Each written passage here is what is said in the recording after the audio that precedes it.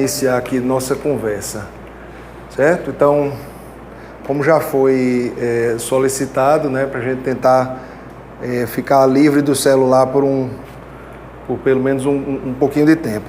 Então, assim, eu queria começar a conversar com vocês sobre prioridades, né? Porque, então, vocês colocaram uma série de questões para a gente conversar hoje e, na verdade, assim, essas prioridades com relação à memorização, com relação à atenção, com relação à ansiedade, elas estão relacionadas com qual é a necessidade daquele momento, tá certo? E aí a gente conversa um pouquinho, inclusive, sobre o que é que motiva a gente quando a gente está pensando nos objetivos que a gente tem, principalmente os objetivos acadêmicos, né?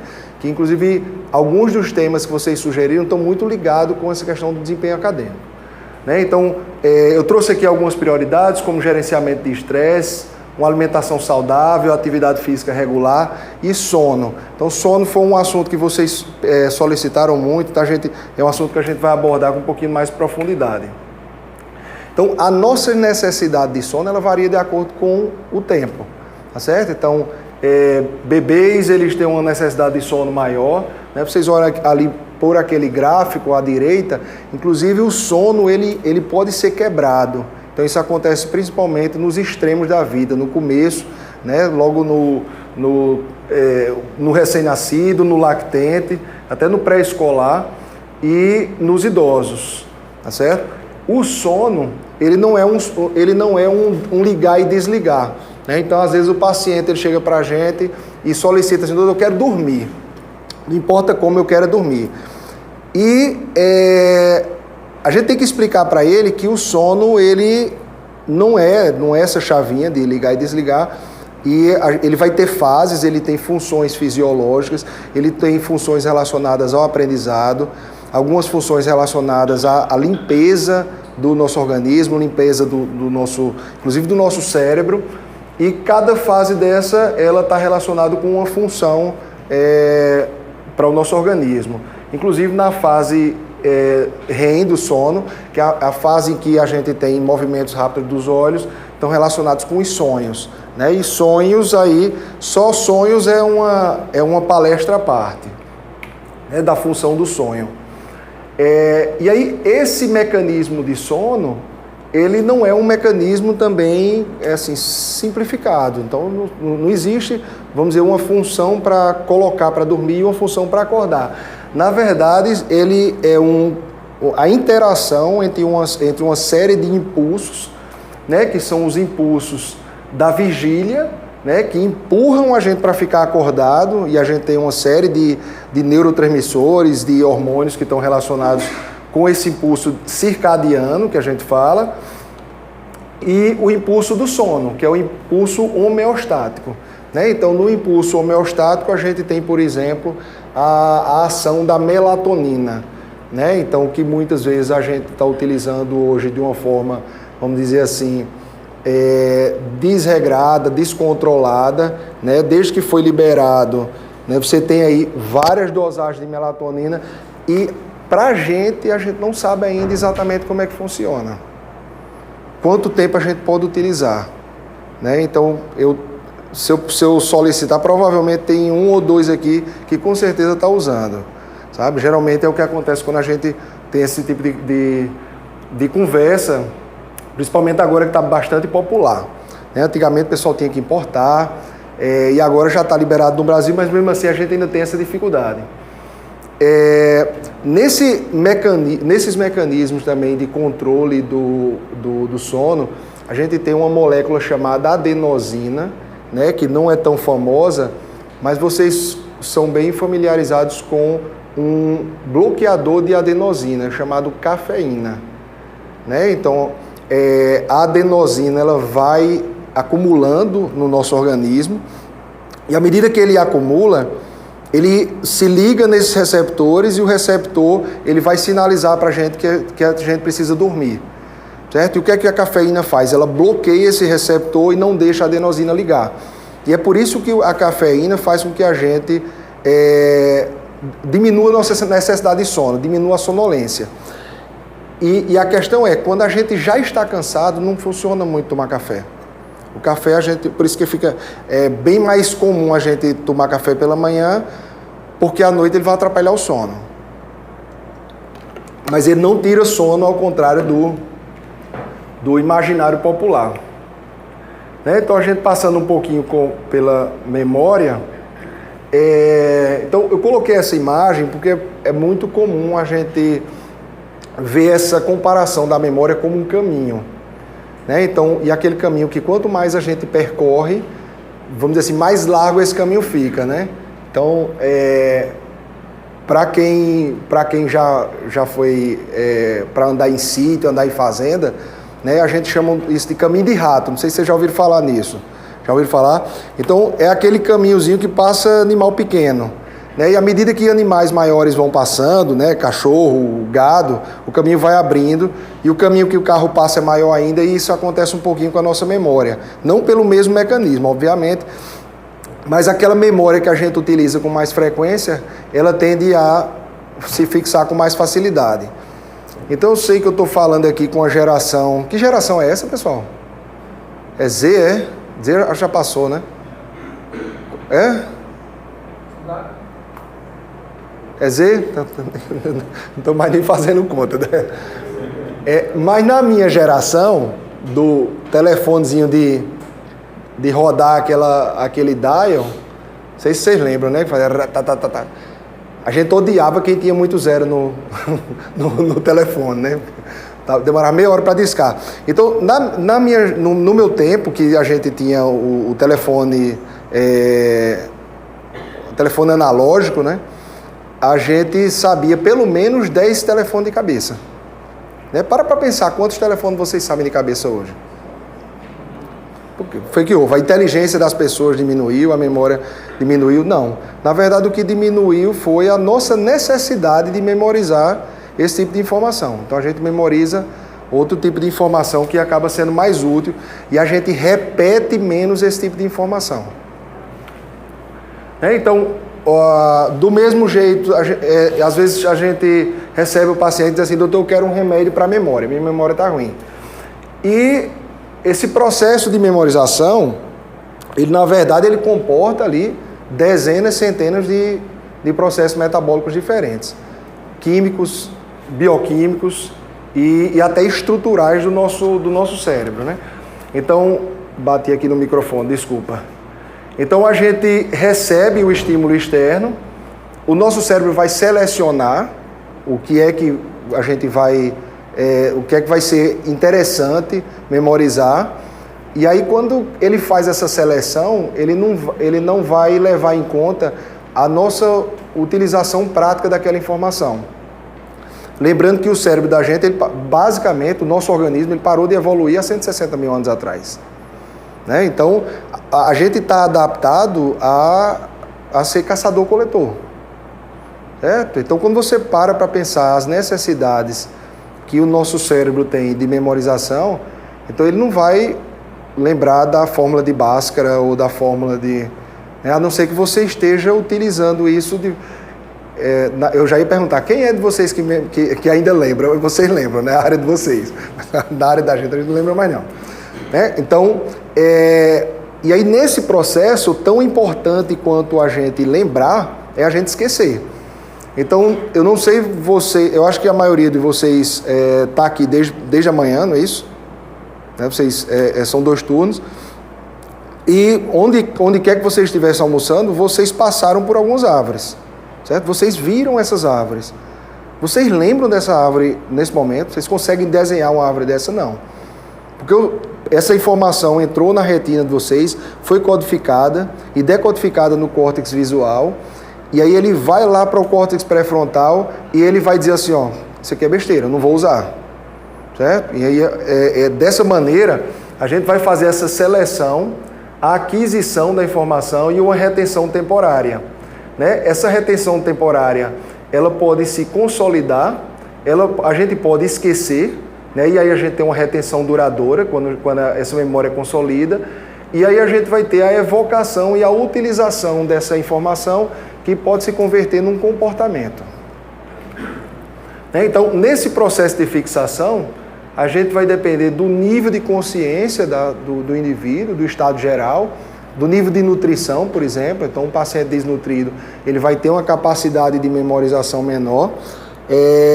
Existiu até um estudo mostrando que a prevalência de parasitoses na infância, em um país, diminuía o QI médio dessa população, né, pela questão da capacidade nutricional que esses indivíduos vão ter. Tem até um nome para isso, chama-se efeito Flynn. Né? Existem algumas controvérsias com relação a isso, mas a gente sabe que uma criança que não tem a nutrição adequada, já é esperado que ela vai ter um funcionamento abaixo do que é solicitado, né? Do nível de atenção que essa pessoa está tendo com aquela informação, a percepção preservada, o conhecimento anterior. Então, a nossa capacidade de adquirir um conhecimento mais sofisticado, ele está relacionado com o nosso conhecimento prévio. Né? Então, ninguém vai aprender a equação de segundo grau antes de aprender a equação de primeiro grau. Né? Só para exemplificar, a nossa capacidade de compreensão, a organização temporal das repetições. Então, aquilo que a gente falou, quanto mais repete, maior é a chance. E como se organizam essas repetições também. Né? Então, existe, por exemplo, não sei se vocês já viram isso, uma técnica de estudo, uma técnica de aprendizado chamada repetição intervalada. Né, que os conhecimentos mais novos, você repete ele de uma forma mais frequente no começo e depois você fica revisando com um pouquinho de tempo maior. Os canais sensoperceptivos envolvidos na percepção, que é vamos dizer assim, o que a gente conhece como uma aula moderna. Né? Então a aula de antigamente era só escrevendo, copiando no quadro negro. Eu acho que nenhum de vocês pegou isso, assim, na minha idade eu peguei isso ainda, né? Mas hoje em dia praticamente não existe mais isso. O professor lá escrever no quadro e os alunos todos copiarem.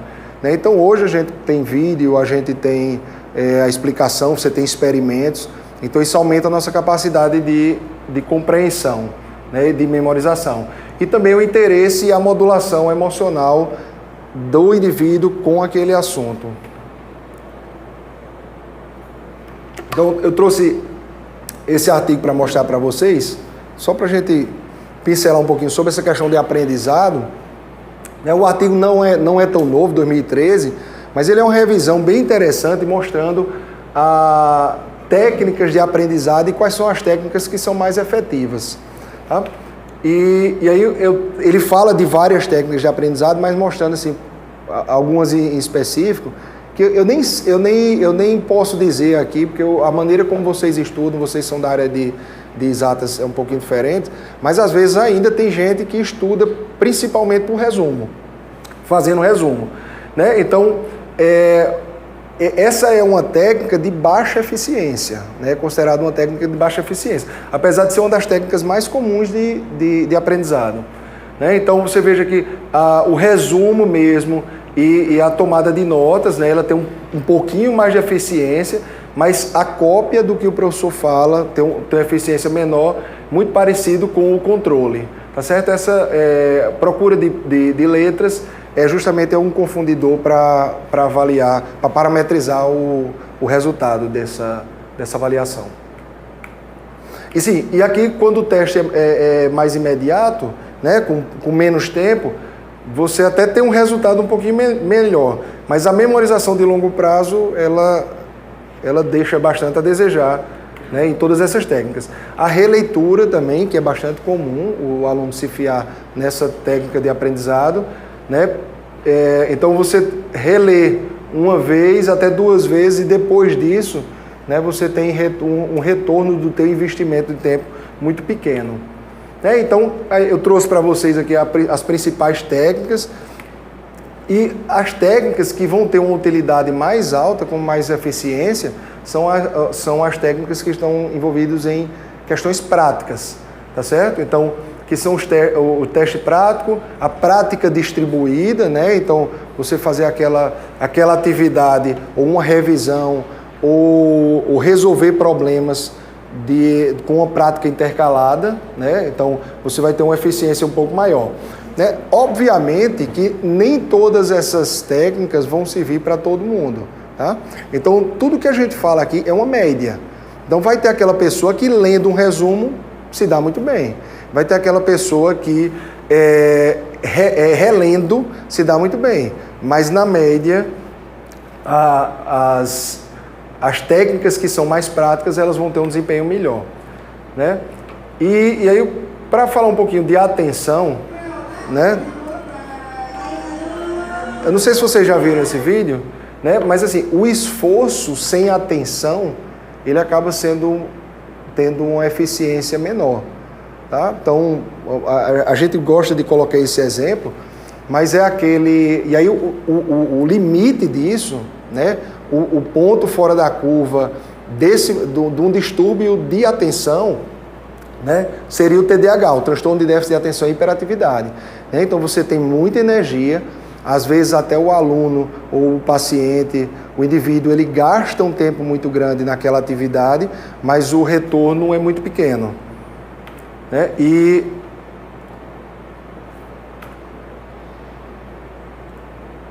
aí a atenção, ela está relacionada, entre outras coisas, além do amadurecimento de estruturas cerebrais, principalmente do córtex pré-frontal, com a descarga de 2 neurotransmissores, principalmente, né, que é a noradrenalina e a dopamina.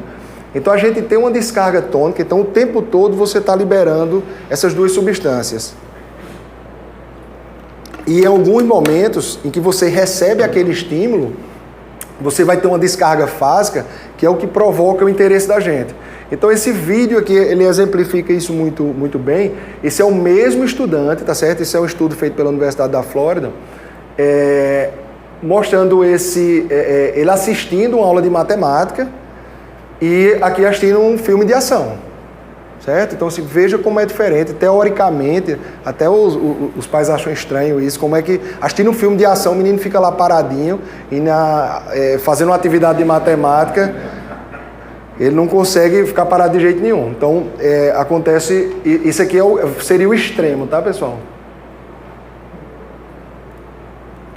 Né? Então, e aí a gente linka isso, por exemplo, com uma questão que está muito atual, que é rede social, né? E principalmente hoje em dia a questão das bets, certo? Então, no cérebro da gente, ele vai utilizar esses mecanismos que a gente evoluiu há milhões de anos, certo? Então, isso não só o ser humano tem isso, assim, basicamente todos os mamíferos, eles têm um sistema de recompensa parecido e vamos dizer assim, até antes da gente falar das bets, mas algumas substâncias, elas vão utilizar esse mecanismo de recompensa.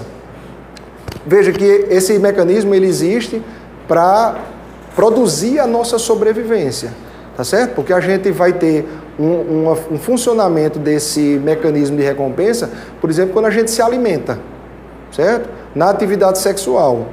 E quando a gente consegue alcançar algum objetivo. Então, a gente vai ter a ação desse mecanismo. E aí, algumas substâncias, por exemplo, como o cigarro, o tabaco, o álcool, né, e em um nível bem mais potente, a cocaína, o crack, eles vão atuar nesse circuito de recompensa para provocar a dependência. Isso acontece também com alguns comportamentos, né? Porque o cérebro da gente, às vezes, ele não quer saber se é uma substância ou é um comportamento.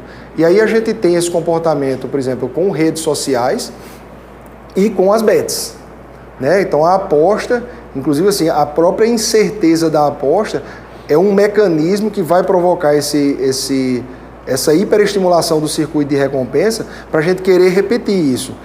E repete de uma forma que é compulsiva, né? Aí a gente tem a dependência.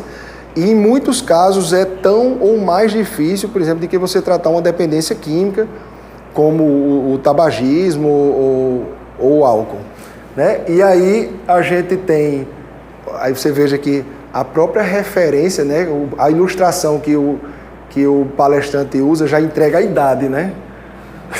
Google Plus, acho que nem existe mais, né? Então, além disso, então, veja, como a gente precisa dessa hiperestimulação, né? Você vai impactar as outras atividades, principalmente algumas atividades que têm uma recompensa a longo prazo, mas que a curto prazo o nível de estímulo é bem menor, como estudar, por exemplo.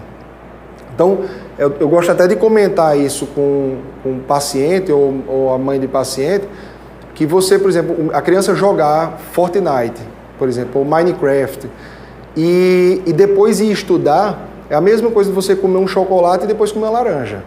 Né? O que acontece? A laranja vai ficar azeda, você nem consegue comer.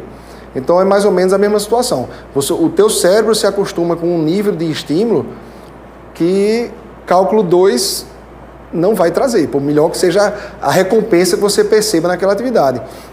Inclusive é bastante comum você ouvir de paciente que ele antes gostava daquela atividade, de uma atividade de estudo ou de música, por exemplo, e com o tempo, depois de mídia social, aquilo ali não tem mais tanto sentido para ele.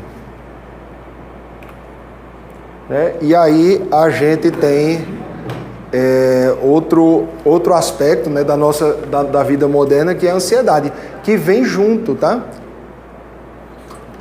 Existe um transtorno, e a gente da psiquiatria, a gente transforma em transtorno. Então, existe um transtorno chamado nomofobia, que é o medo de você não estar a par do que está acontecendo. Então, você tem que saber tudo ao mesmo tempo. Quem é que está namorando com não sei quem, qual foi a festa, e quem foi que cantou, e qual é a música nova. E então, essa sobrecarga de informação, a gente não está preparado para isso. Lembrando o que eu disse, assim, veja quais eram as necessidades que o nosso cérebro evoluiu para exercer. Né? Então isso acaba gerando ansiedade, essa sobrecarga de estímulo. E a nossa necessidade de estar absorvendo e compreendendo e analisando o tempo todo esses estímulos. Porque é importante que vocês entendam que todo estímulo que entra, ele vai precisar ser tratado. Então, por exemplo, tudo que você coloca no HD do teu computador, se você não jogar no lixo, vai chegar um momento que a memória RAM vai estar ocupada, o disco rígido vai estar ocupado, e aí você vai ter que formatar, né? Você vai ter que ir para um psiquiatra, né? Não, brincadeira. Não é bem assim que funciona. Né? E aí a gente tem aí uma coisa que está acontecendo bastante, a perda do nosso controle relacionado principalmente a notificações. Tá certo? Então, e isso está apitando o tempo todo, né, faz com que a gente já espere que ele apite. Né? Então a gente não desliga, porque a gente sabe que ele vai apitar, não sabe quando.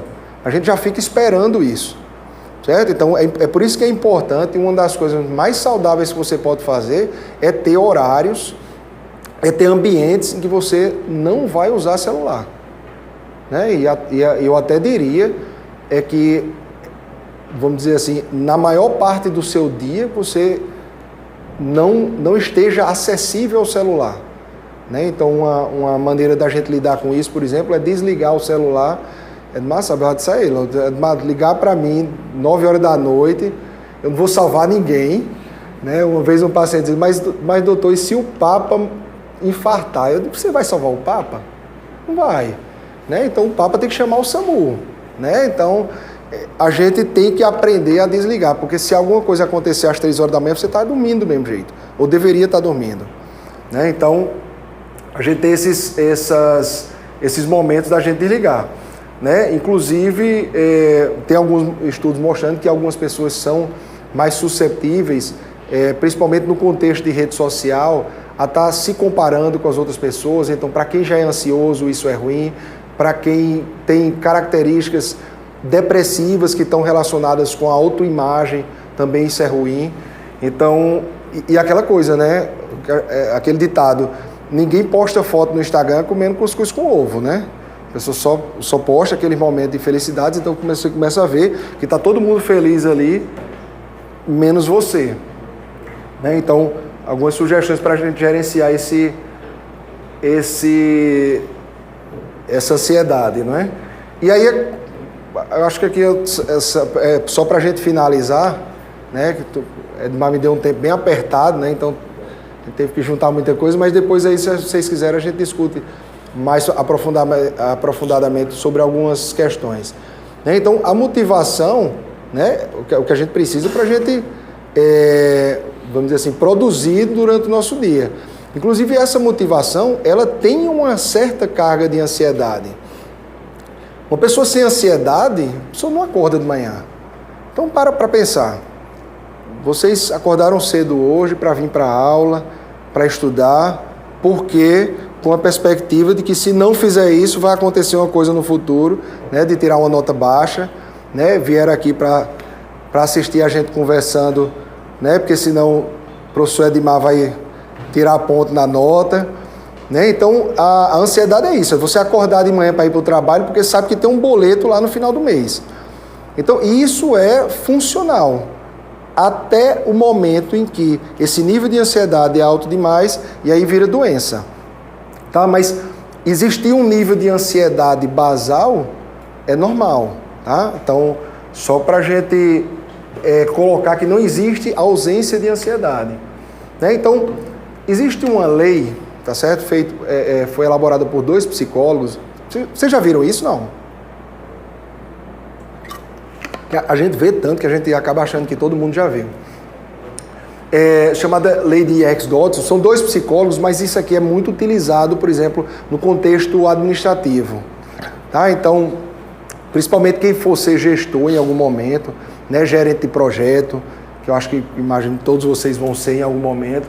Né? Então, isso aqui explica muita coisa do que é trabalhar com ansiedade.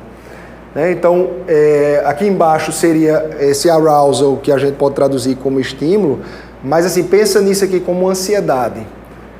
E essa outra métrica aqui, ela mede performance.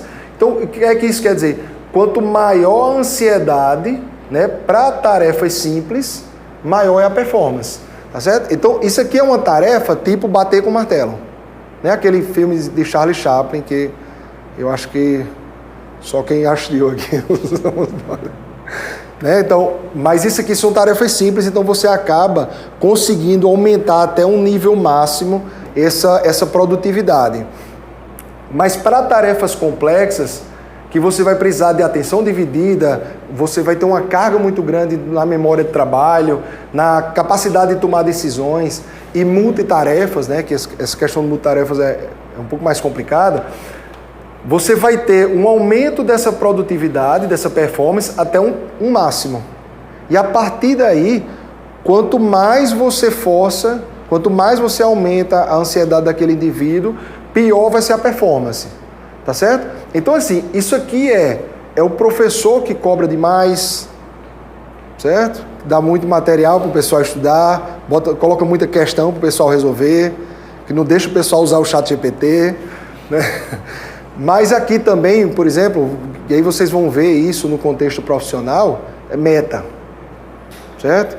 E aí, veja, é muito comum a gente ver quem trabalha com meta, o pessoal reclamar, de dizer assim, ó, a minha meta era vender, vamos colocar a venda aqui porque fica mais fácil da gente visualizar. Minha meta era vender 50 mil por mês.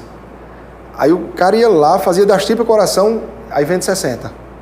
Aí no outro mês, o gerente dele pede 100 mil.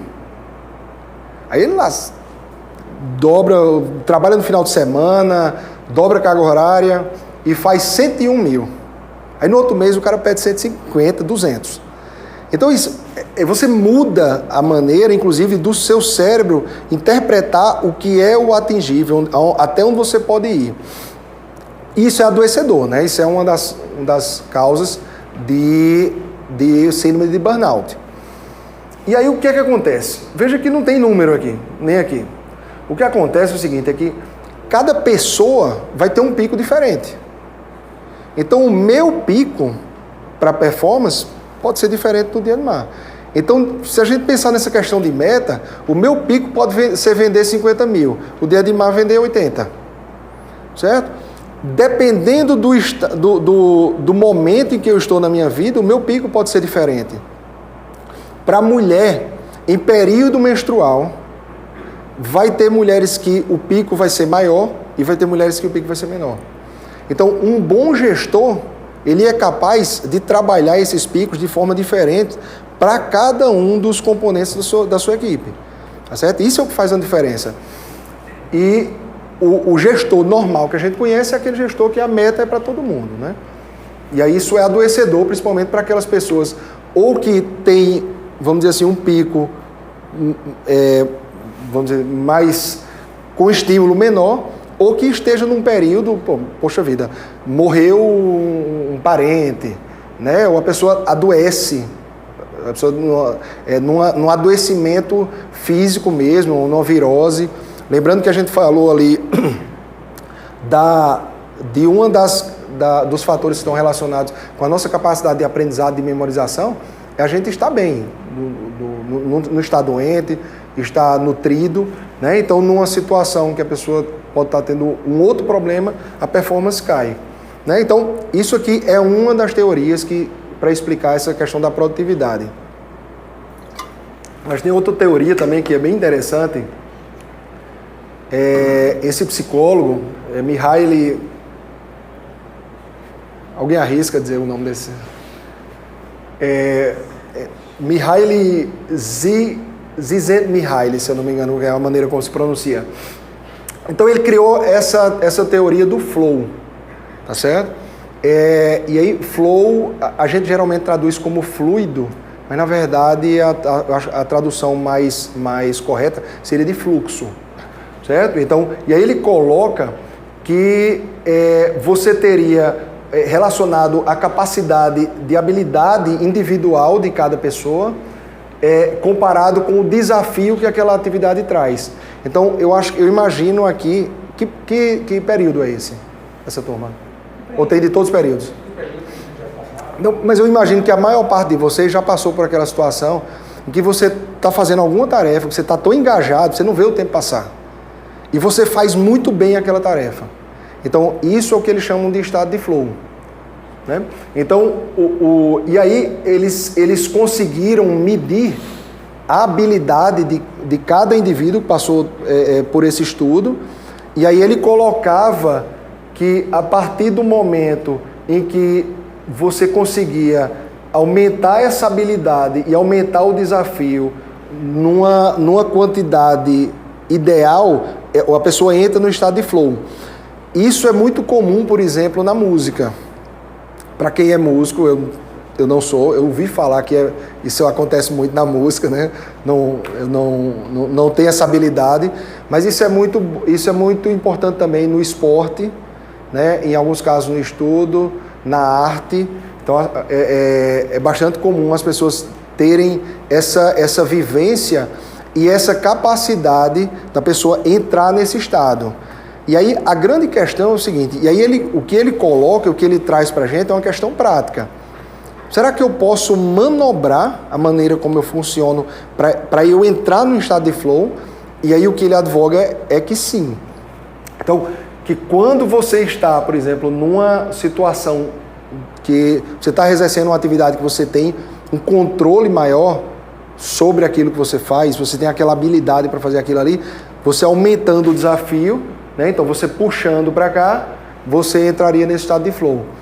E a mesma coisa aconteceria quando você está num estado de excitação, né? Você aumentando a tua habilidade naquela tarefa, né? Através de alguns conhecimentos ou de alguns aprendizados, você conseguiria mais facilmente entrar em estado de flow para aquela atividade.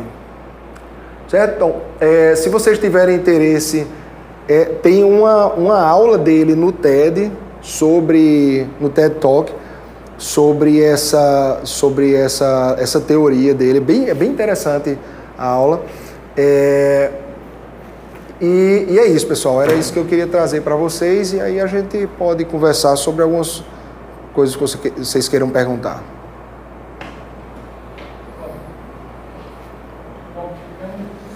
Obrigado, Roberto. Foi no tempo, viu? Bom, agora a gente tem um tempo, né, para vocês fazerem perguntas, fiquem à vontade. Eu tenho duas perguntas. Se é adequado utilizar a técnica do sintoma fácil para relembrar a dia, e se uma pessoa que desenvolveu depressão durante a vida, depressão não, ansiedade, esse quadro pode ser revertido, eliminado essa doença? Me repete só a primeira parte, por favor. Veja, a maior parte, até onde eu sei, a maior parte dos estudos sobre sono polifásico, eles mostram que não é sustentável a longo prazo, sabe? Existe o sono bifásico, que parece ser fisiologicamente, a gente está fisiologicamente adaptado, né? Principalmente assim, no período que a gente era caçador-coletor, era muito comum a gente ter um sono que ia do anoitecer ali até a metade da noite, a pessoa tinha um período acordado e depois dormiria novamente até o amanhecer. E a maior parte das pessoas estariam adaptadas a esse tipo de sono bifásico, né? O que acontece é que existem diferentes, que a gente chama de personalidade do sono, que é cronotipo, tá certo? Então tem pessoas que são mais noturnas, tem pessoas que são mais diurnas, inclusive você pode mudar ao longo da vida de acordo com, vamos dizer, a alteração hormonal que possa acontecer. Então, mas voltando para o sono polifásico, até onde eu sei, não tem estudos de longo prazo mostrando ele sendo sustentável, tá certo? Os estudos que eu conheço, eles mostram o contrário, que a gente não vai ter aquela arquitetura do sono que é o necessário para a gente ter todos esses processos de recuperação do nosso organismo adequados, tá certo? Porque assim, veja, cada fase dessa, ela tem uma função, certo? E você não sonha durante toda a noite, você sonha em fases, né? E do mesmo jeito você tem uma fase de recuperação celular, e esses ciclos, eles também vão acontecendo ao longo da noite. Isso é o que a gente chama de arquitetura do sono. E aí veja, você usar diazepam, por exemplo, atrapalha a arquitetura do sono. Você usar Fenergan, que é um antialérgico, quase todo mundo aqui já deve ter usado, né? Principalmente na infância. Então, atrapalha a arquitetura do sono. Então, às vezes esses hacks que a gente às vezes ouve falar, eles acabam mexendo com um processo biológico que acontece há milhares de anos e isso pode trazer um problema para a gente. Sabe? E qual era a tua segunda pergunta? Se a pessoa pode deixar de ser ansioso? Pode. Agora depende de uma série de fatores. Vê só.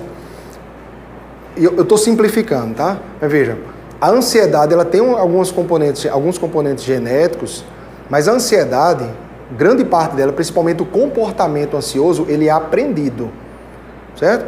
Eu vou te dar um exemplo de um comportamento ansioso assim, que todo mundo fica fácil da gente visualizar, que é a fobia.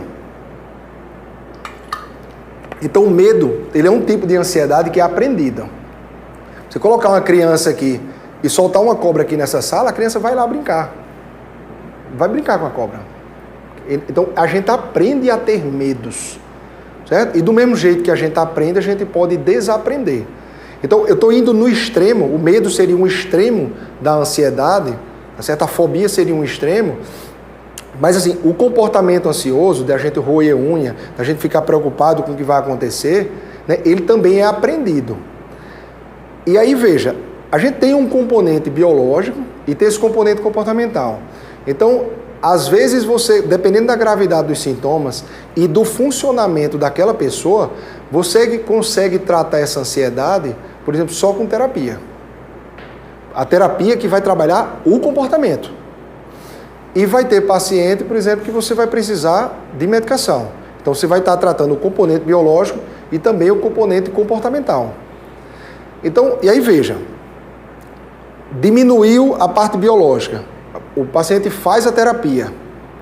Com o tempo, que geralmente ali nos protocolos é 1 ano, dependendo dos casos pode ser um pouquinho mais, a gente começa a tirar a medicação. E aí essa pessoa, ela desaprendeu a ser ansiosa.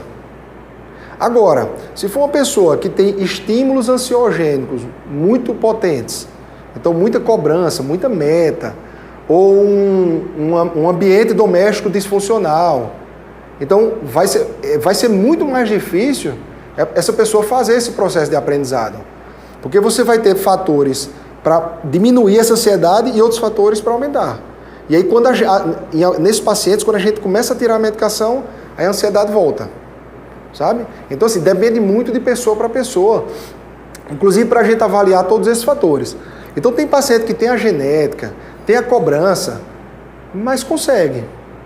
Por assim, 200 motivos diferentes. Então, essa resiliência, inclusive, ao adoecimento, ela é muito individual. A gente não consegue colocar isso ainda no algoritmo para dizer assim, ó, você vai funcionar dessa maneira. Mas, respondendo assim, simplificadamente a tua pergunta, sim, é possível.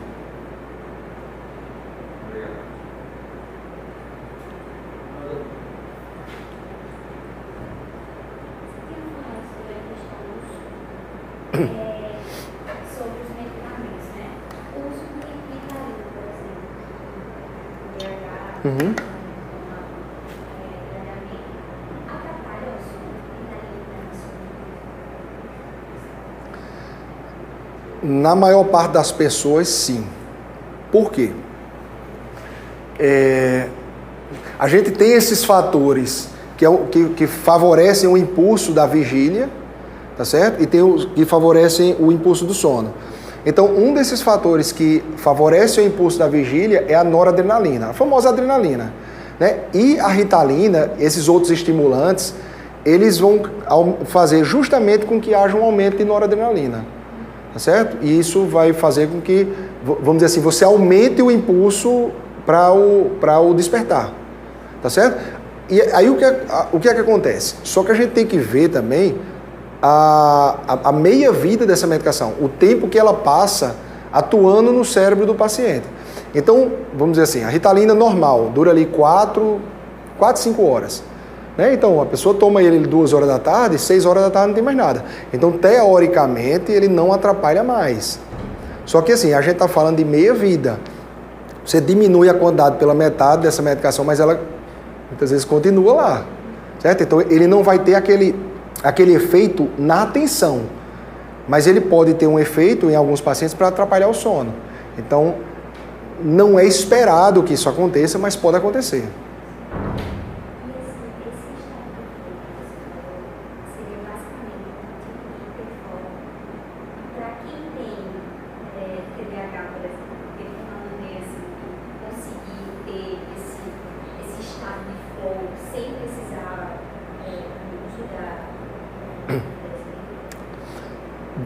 Sim, veja, biologicamente, porque assim, inclusive existe uma diferença de como a psicologia chama as coisas e de como a psiquiatria chama. Por que tem essa diferença? Não me pergunto não, porque aquelas, vamos dizer assim, aquelas questões das profissões, né? Então isso deve acontecer com engenheiro de software e programador, não sei nem se é diferente. Mas,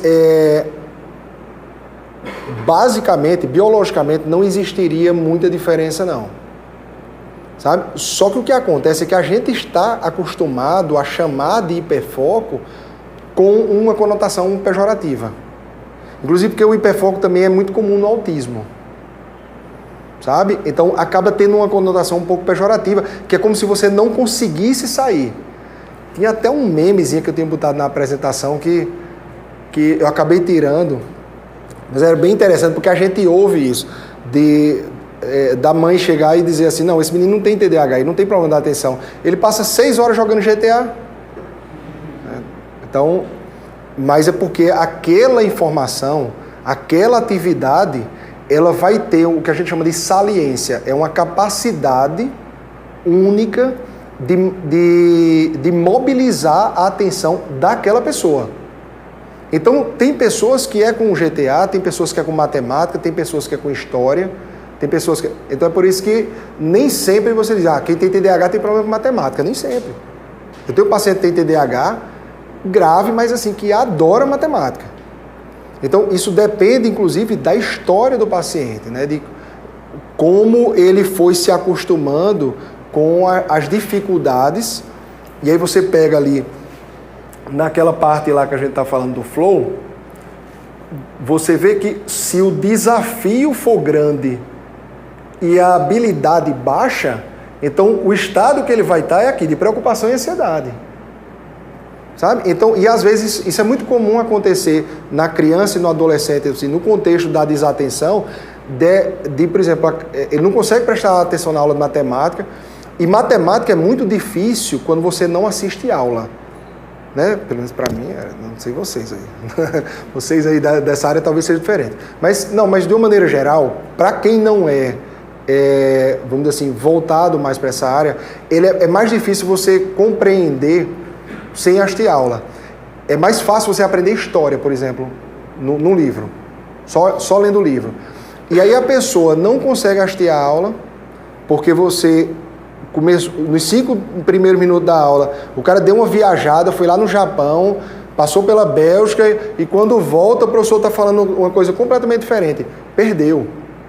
Ele perdeu aquela aula. E aí o que acontece? Ele diz, eu não dou para matemática.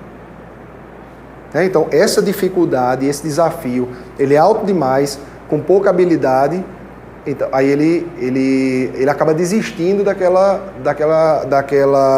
de aprender aquela informação. Sabe? Então é por isso que, assim, nesse contexto da tua pergunta, né, que você falou assim, isso tem a ver com hiperfoco, mas depende. Porque, assim, muitas vezes a gente, quando fala de hiperfoco, a gente está, na maior parte dos casos, sendo, vamos dizer, muito generalista para qualquer atividade. E principalmente quando os pais trazem isso para a gente, é atividade não produtiva. E o flow seria mais para atividade produtiva, assim, porque é uma coisa assim que, inclusive, o que ele trabalha, esse psicólogo, é justamente essa parte de como você direcionar o teu esforço para você entrar mais facilmente nesse estado. Tá certo? Duas ou três perguntas. Assim, são características que eu tenho. Eu já perguntei a uma mulher e eu disse que nunca viu isso ninguém. Uma é, por exemplo, eu estou aqui, se tiver alguém, não precisa estar olhando diretamente, se tiver algum tecido, uma textura de veludo, é o mesmo que eu estou vendo. Precisa tocar, só olhar. Eu perguntei se uma época, ele disse que nunca viu isso em perto nenhum. Ou seja, chegou a falar com um paciente que já disse isso aí. O que poderia ser isso? Isso acontece, não é fato. Veja, algumas pessoas vão ter uma sensibilidade maior para alguns estímulos, sabe? E aí deixa eu falar, deixa eu me organizar aqui, organizar minha cabeça. Eu não consigo dar um diagnóstico só com essas informações, para dizer, ó, isso é isso, isso é aquilo. Inclusive porque, assim, veja, se você pegar os sintomas em psiquiatria, para quase todos os transtornos psiquiátricos, se a pessoa for ler sobre isso, vai dizer, opa, eu tenho isso, eu tenho TDAH, eu tenho autismo. E aí, só que aí a gente vai ver o funcionamento, o conjunto de sintomas, o conjunto de sinais que aquela pessoa vai ter, e você vai dizer assim, não, você não tem isso. Então, existem algumas características individuais que elas podem parecer fora da curva, mas não necessariamente ser um transtorno. Às vezes é só uma sensibilidade aumentada a algum som, ou a algum gosto, ou às vezes a alguma textura. Certo? É visual. Então é visual. Não precisa estar olhando diretamente. Estou falando com você aqui, mas não na minha visão lateral. Se tiver alguém, acontece. Certo, não, então eu me confundi. Eu estava pensando. Eu vi você falando do veludo. Não estou dizendo, o veludo. Ah, sim, com o veludo. Uma pessoa com um tecido de veludo ou parecido. Eu acho que seria só uma, vamos dizer assim, uma questão individual. Eu não acho que seja um transtorno, não. Olhando de longe, viu? Olhando de longe. A outra também, que acontece, eu até fiz um comentário aqui com o pessoal aqui, determinado momento que eu fico um pouco, por exemplo, nervoso, certo? E perco algum tipo de concentração. Normalmente esse período é angústia. Aí toda vez quando eu sinto essa característica, eu vou olhar e coincidência é fato também. Certo. Então, vamos lá. Uma parte deles acontece é pastora. Essa foi pesada. Eu pesquisei também na internet. Como é teu nome? Não tem relação com o eixo nada. Cristo, essa foi pesada. Essa você me complicou. Olha só. Vamos slides então. Deixa eu ver se eu coloquei aqui. Coloquei não. O que acontece é o seguinte, esses dois neurotransmissores, e aí eu estou simplificando, tem muita coisa, hormônio, então, por exemplo, corticoide endógeno está relacionado com concentração, com atenção, com estado de humor, mas assim, a gente pensando só na concentração, tem esses dois neurotransmissores, que é a dopamina e a noradrenalina, que eles têm que estar no estado ótimo. Se você está num estado, vamos dizer assim, numa subfunção ou numa dosagem muito baixa, por exemplo, para um paciente que tem TDAH, se eu estou usando uma dose baixa, a concentração vai ser menor. Ou então, se eu tiver uma dosagem alta demais, a concentração cai. E aí, isso é aquele mesmo gráfico que a gente mostrou ali, da ansiedade e performance. E isso está relacionado com, vamos dizer assim, com dois neurotransmissores, com dois hormônios, vamos colocar essa maneira. Então, por algum motivo, vamos supor que na lua cheia você fique mais nervoso, e aí a adrenalina vai lá para cima e isso pode piorar a tua capacidade de concentração. Seria um chute que eu iria dar agora. Eu não vi isso em nenhum artigo, não. Inclusive eu falo isso na aula de emergência psiquiátrica, porque os estudantes perguntaram muito, aí eu fui pesquisar, e na verdade tinha, falando sobre isso, que não existe relação entre fases da lua e surtos psiquiátricos e aumento da incidência de emergência psiquiátrica. Foi pesquisado isso aí. Então, assim, até onde eu saiba, não tem relação, não. Até onde eu saiba. Não. Só para finalizar, agora não é comigo, é mais curiosidade. Se existe alguma relação entre a memória com fé. Memória? Memória com a fé cristã. E se existe isso. Me dá um exemplo.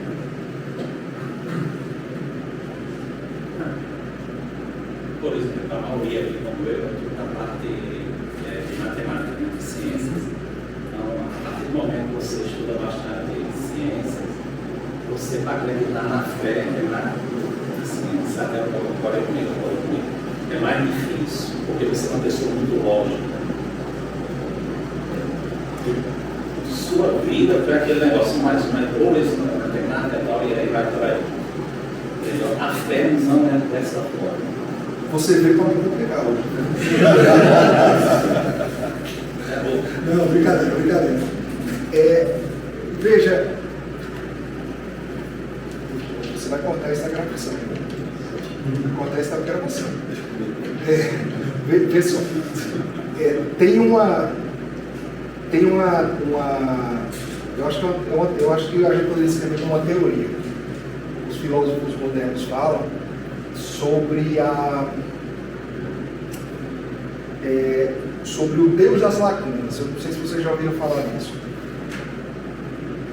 No Velho Testamento, quando ele vai descrever a Gênesis, a descrição que você vai encontrar lá é como se fosse uma tela. Eu não sei se as palavras são exatamente essas, mas basicamente é isso. É como se fosse uma tela com as estrelas pintadas. Essa é a descrição.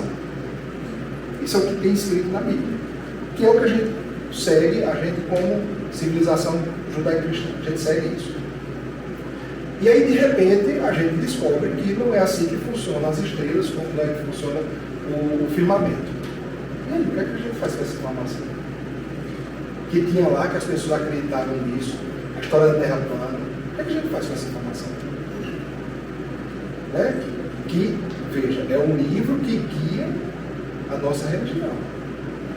Então, o que essas pessoas defendem, não necessariamente é o que eu defendo, mas só para colocar isso para a gente refletir sobre isso. É que quanto mais você explica esses fenômenos através de formas objetivas, menos você vai precisar da subjetividade da espiritualidade. É isso que eles defendem. Não sei se eu respondi a tua pergunta. Mas na verdade eu acho que eu trouxe outra pergunta. Deixa eu trabalhar aqui para a gente. Eu já estou caminhando para o nosso horário, eu não quero tomar muito tempo de conversa, tarefas, mas eu quero, na sua experiência profissional, vida e clínica, né? Como é que a gente vai caminhar com esse excesso de estímulos das redes sociais? Qual é a sua visão sobre da tecnologia, digamos, a tecnologia que está nos estimulando? Qual é a sua visão sobre isso? O caminho? Veja, é inviável, fisiologicamente, a gente continuar aumentando o nível de estímulo do jeito que a gente está aumentando. Né? Então, é a lei de Murphy, é aquela dos processadores, né? Então, assim, até certo ponto... Lei de Moore. De Murphy, tudo vai dar errado, né? Então, assim, possivelmente essa questão está errada também. Mas, então, assim, é inviável essa maneira que a gente está absorvendo informações e, novamente, se a gente pensar, o cérebro da gente não é feito para a gente pensar, para a gente lembrar, por exemplo, de pagar o IPTU uma vez por ano, de pagar o não sei o que uma vez por mês. Aí a cada 3 semanas você tem que limpar o filtro do ar-condicionado. E aí você está entendendo? Então, esse tipo de informação, sabe, a gente não é feito para isso. E aí você tem rede social e você tem que saber que fulaninha está namorando com não sei quem, e fulaninha viajou para não sei onde, e o cantor não sei quem se separou de não sei quem, e fora as coisas que você precisa aprender, que é cada vez maior, né? Então tem até uma coisa que a gente utiliza na área da gente, que é o seguinte: se eu pegar e ler um artigo por dia na minha área de psiquiatria, isso até, vamos dizer assim, afunilar mais. Eu vou ler um artigo por dia só de psiquiatria infantil. Em um ano, eu vou estar 200 anos atrasado. Então, assim, é inviável.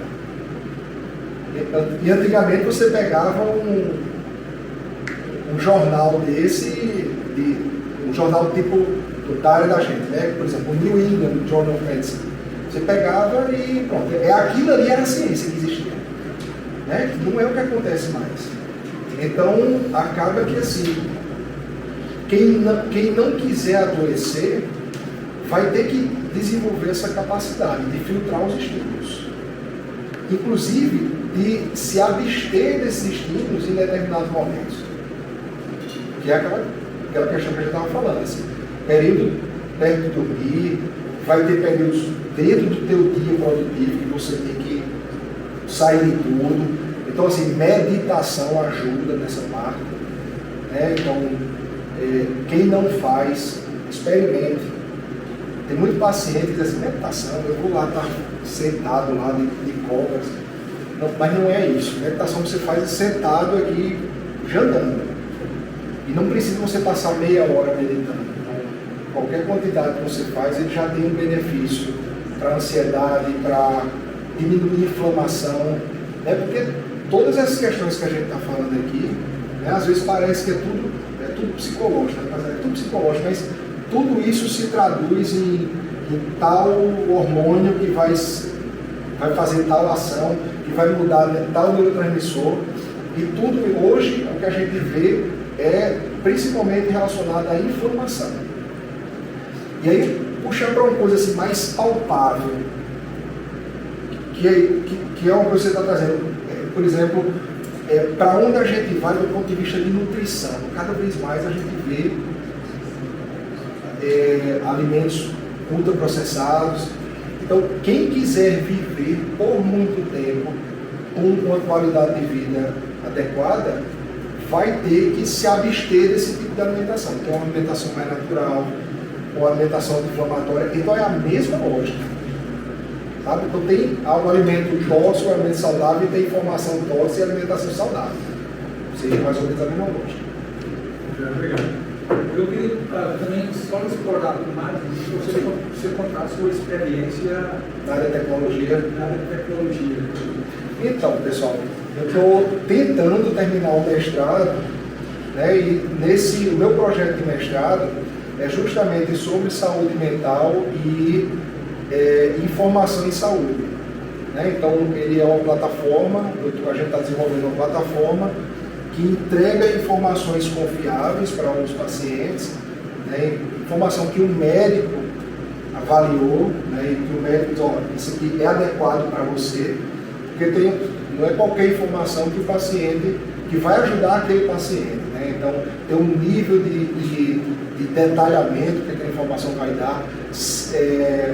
Não é eu falar no geral sobre ansiedade, não, aquele paciente ele precisa saber sobre o transtorno do pânico, como ele agir numa crise de transtorno do pânico. Então, e aí o médico compartilhar essas informações com o paciente e o paciente compartilhar com o médico informações que a gente chama de psicométricas, que são avaliações frequentes do estado mental dele. E essas avaliações são validadas para cada tipo de transtorno mental. Então essa é a minha experiência que a gente está desenvolvendo, né? E eu espero algum dia a gente consiga finalizar. Ok, pessoal? Obrigado aí pela atenção de vocês. Bom, vamos agradecer aqui ao Alberto, né?